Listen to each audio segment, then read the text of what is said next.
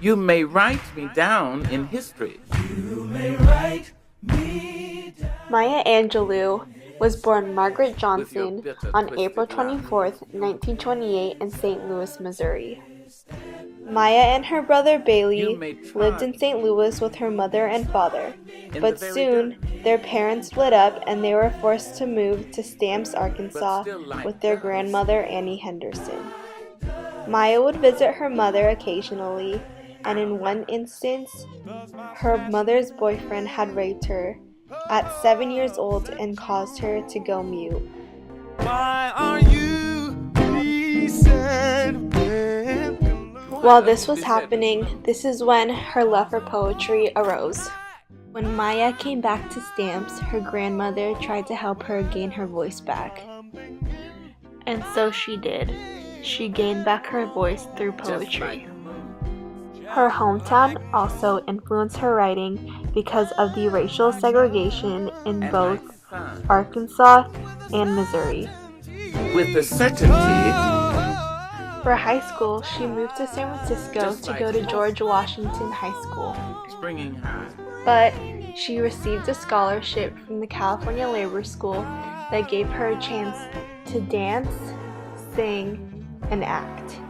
Did you want to see me broken? Did you wanna see me broken? Bowed head and lowered eyes. At 17, she had to drop out of high school because she was pregnant with her son Guy. Maya was influenced by African American writers such as W.E.B. Du Bois, Paul Laurence Dunbar, Take it awful hard. and Langston Hughes. She was also influenced by Charles Dickens, You may cut me with your eyes. Shakespeare, You may kill me with your hand. and Edgar Allan Poe. Someone who also very much influenced her writing was her neighbor, Mrs. Flowers, who also gave her voice back. Since she was also an activist for the civil rights movement, she was heavily influenced by Martin Luther King Jr. and his speeches. The dream of Martin Luther King, for me, represents the best the human being can hope for. A world of peace, of development, a world of respect, a world where all men and women are valued, none higher than the other, none lower than the other, because of his or her color, or his or her race, or his or her religion. One of her most famous pieces of work was her poem, On the Pulse of Morning, in which she recited at the inauguration for Bill Clinton in 1993.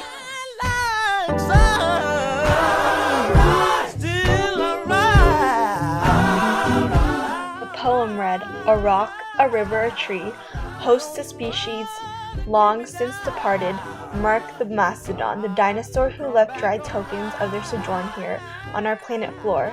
Any broad alarm of their hastening doom is lost in the gloom of dust and ages. But today the rock cries out to us, clearly, forcefully.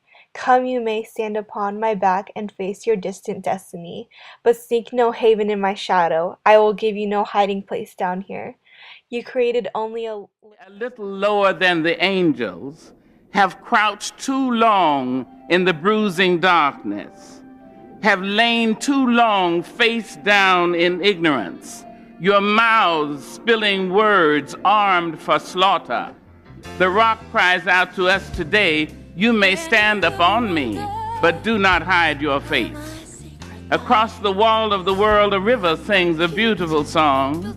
It says, come, rest here by my side.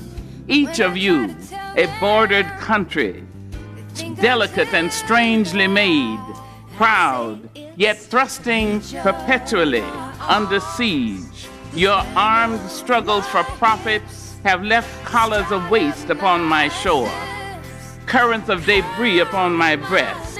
Yet today, I call you to my river. Maya used analogies to describe the portrayal of diversity in the country. She used symbols such as a rock, river, and tree. These also helped address the history of America. For example, in the poem she stated, "The dinosaur who left dry tokens of their sojourn here, I lost in the gloom of death and ages. But today the rock cries out to us, clearly, fully, forcefully, 'Come, you may stand upon my back and face your distant destiny.'" By this, she was saying that the dinosaurs left their dry tokens or their fossils when they were once here, and they left them here for us to find, just like different ethnic groups were found. Maya also spoke about equality in her poem when she said, "Women, children, men, take it into the palms of your hands." This means that our society should and can be a loving one with equality for everyone. The main idea of this whole poem is equality, and although the civil rights movement passed, she addressed the issue once again. This poem calls for peace, racial, and religious harmony. It calls for social justice for people of different origins, incomes, genders, and sexual orientation. This poem also calls out for a better America and also mentions that there is a fear of unknown. One theme used in this poem is the hope for rebirth, regeneration, or change. Maya talks about the oppressed minority from the slaves and even to the dead, and she is still hoping for a better future. She is saying that when society is not staying together, there is still a chance for improvement and change within its members. She is also speaking for a better understanding between different ethnicities. She does this by listing many injustices.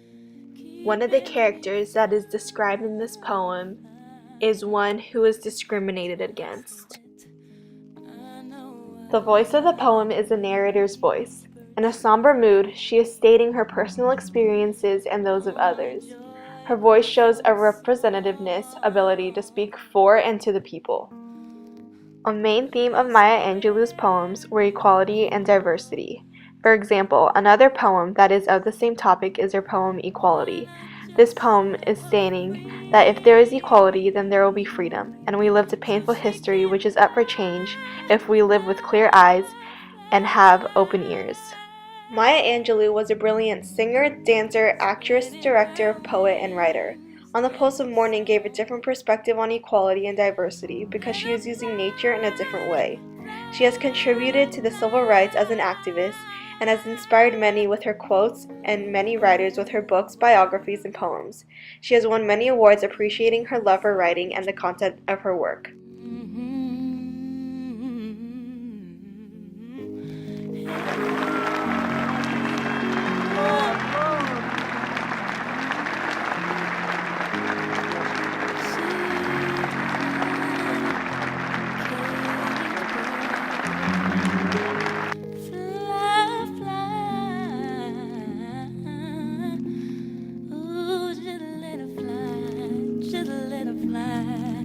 Just let it fly.